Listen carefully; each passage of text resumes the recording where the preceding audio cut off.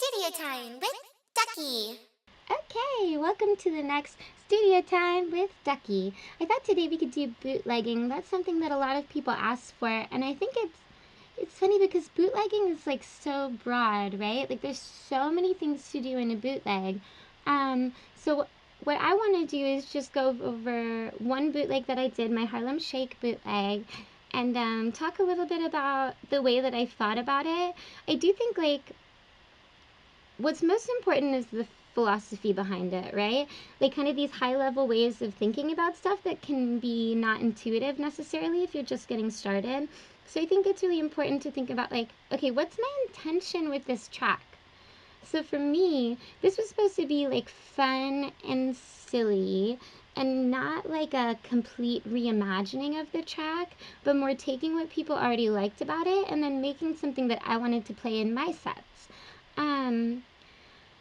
Because, there's a lot of different components when you're bootlegging. There's like vocals. So you have to think about, okay, does the track I have a section where everything drops out but the vocals and I can take them, right? Or like, can I get an acapella? Because if you're just working with like a WAV file or an MP3, it's going to be hard if the track is really, really busy behind the vocals for you to do like anything with it.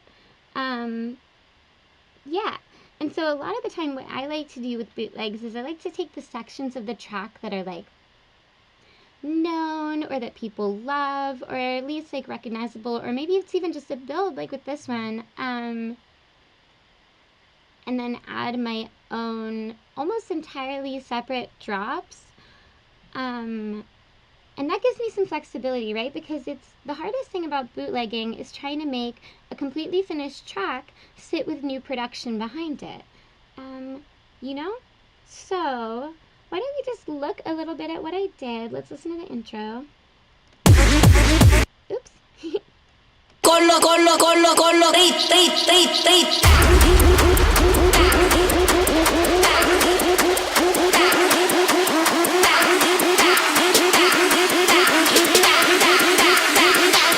Do the Harlem Shake.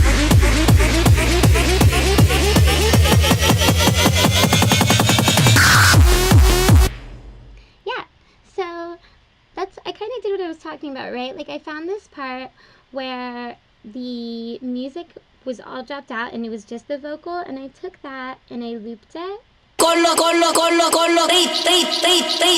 And I mean, I literally just like selected the part that I want, right? Hit Command E to split it, and then did Command D to duplicate.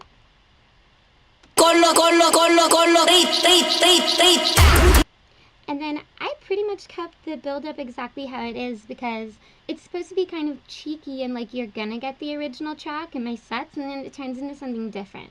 So all I've really added is this impact. Yeah.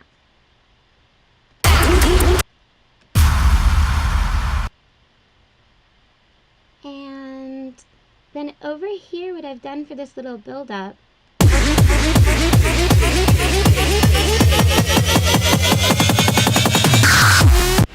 is I took this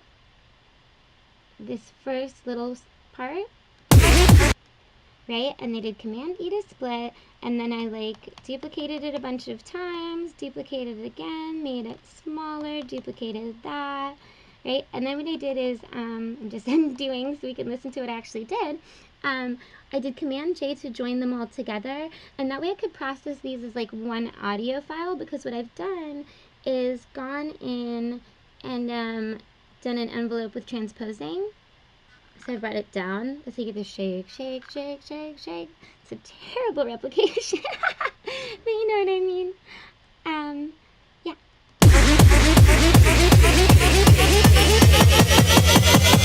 So that's the idea behind that, and I think it's really cool to mess around with doing envelopes for transposing. That's how you get a lot of cool like build-up, pitchy effects. And then what I've also done, just for processing, I have an auto filter and a compressor, which is sidechain. Both of these are stock Ableton effects. And for the auto filter, I just have a high-pass filter with the resonance all the way down. And then you can see I'm just automating it up. So what we're doing is we're like progressively cutting out the low end. And I think that has a really good effect for two reasons. First of all, I also brought a kick in, right? So we need to clear out some of that space, and I'm going to show you another way that I might have done it in a different track. But the way I did it for this one is I'm just cutting out all the lows, right? So first of all, I'm clearing up space for my kick, but also I like to do this sort of high pass up in the build because I think it makes the drop hit way harder. So I've done that, and then I've side chained this to the kick, right? And side chain just means that it's responding, my compressor is responding to the input from the kick, not the input of the signal it's processing. And what it's doing basically is it's ducking the volume every single time the kick comes in. So I'm clearing up that space, right? So let's listen to it on its own.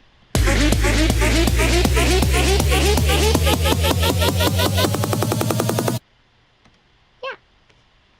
So that's how that works. But there is another thing that I could have done that I think is cool that might be helpful for you guys. What I could have done is use volume shaper if I just wanted to clear out space for the kick. Oops.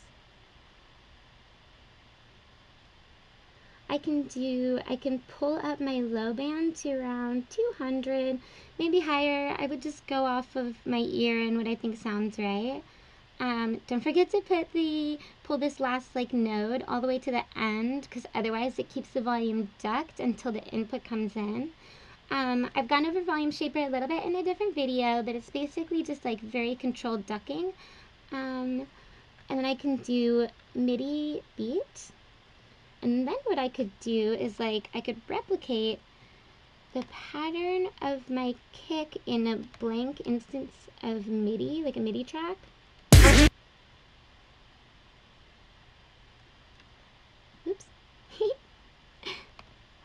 1, 2, 3, 4, 1, 2, 3, 4, and then double time. And then even faster. And then what I can do is I can just route it to the audio, and it goes automatically to volume shaper. If it didn't, you could just this would be a pull down menu. And now the MIDI is going to trigger ducking in volume shaper, but what it's going to do is it's only going to duck this low band, so it's only going to duck below, I can't talk today, below 200 hertz. So let's listen to that.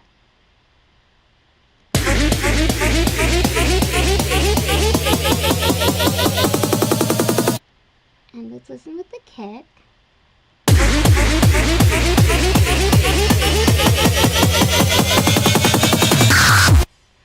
So hopefully it's clear why I did it the way that I did, because I want the entire audio to be bouncing like this every time the kick comes in. I want that like rhythm, but this is a really helpful tool for like if you wanted to add a new kick, like, but keep the rest of the track the same. So maybe you have like this dope melodic part from the track that you're bootlegging, but you want to add like a hardcore kick. Then this is what I would do. So let's take that off, and you can see I've just added another impact when it starts to build, and then a riser, and then I've had it cut out when I just have this little distortion come in, which is just a sample. Some toms, a little fill, I put some OTT on the toms, kind of minimal processing for this effects. I'm going to go over effects in a different video. I just have this going on a quarter note, so you get the psh, psh, psh, psh. Do you like my sound effects today? Okay, so yeah, and then let's get into the drop. I personally like to do drops that are kind of separate production from the track that I'm bootlegging. I think it's pretty rare that you're going to find a track that it's easy to take elements from like the wave file that aren't like, what's the word I'm trying to say? Not soloed, but like if there's not a section where they're kind of standing on their own, right? So if you have like a vocal that just is on its own for one section from the track, that's great, and you can put it over your production. But for me, like, that's not really the case with Harlem Shake. Like, there's drums under everything, and I wanted a different drum pattern, and it wasn't really sitting right. So I thought I would just recreate the sound kind of approximately and do my own drop. So that's what I've done. And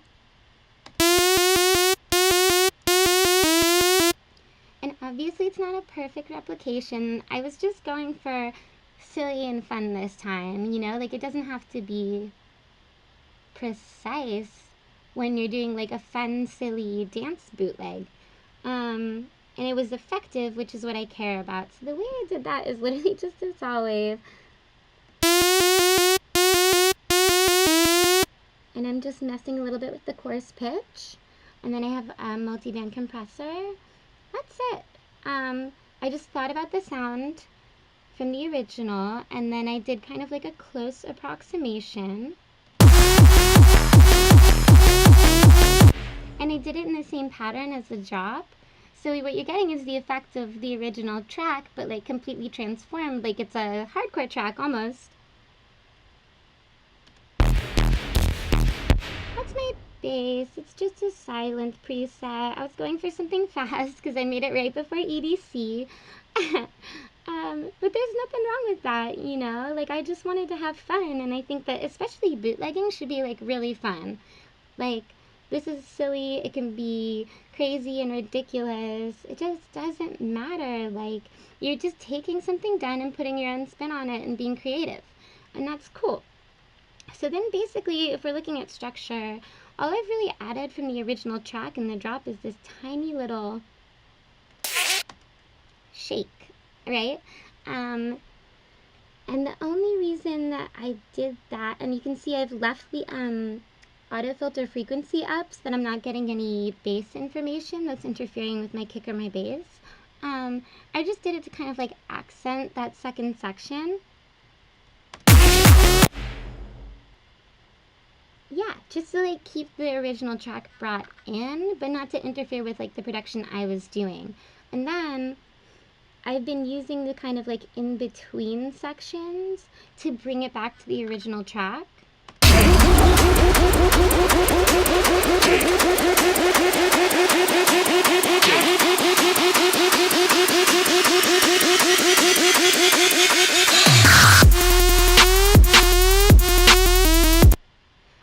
Yeah. So I just took a different section of the song as kind of the bridge between my first drop and my second drop. And I like bringing back elements of the track and then throwing it back into my own style. It's very rare that I'll actually use anything from the audio file on my drops because I think it can just sound muddy really quick. So for me, it's more like intros, in-betweens, breakdowns. I'll go into the original track. But that is not a hard, fast rule, and I probably have done the exact opposite like a bunch of times. And you can see I've just really done the same thing, right? With bringing this auto filter just up.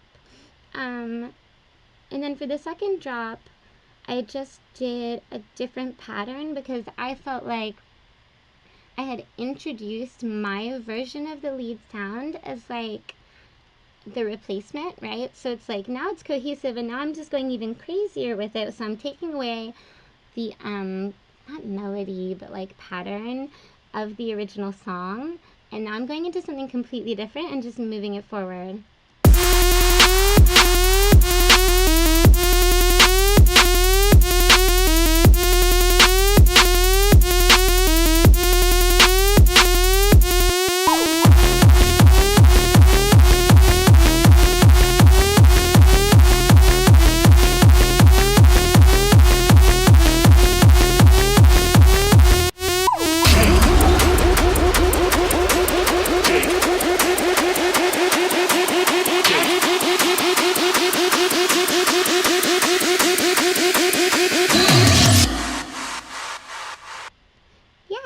So you can see I just brought the auto filter back down, and then I'm using this sort of like build again so that I have something that I can mix out of.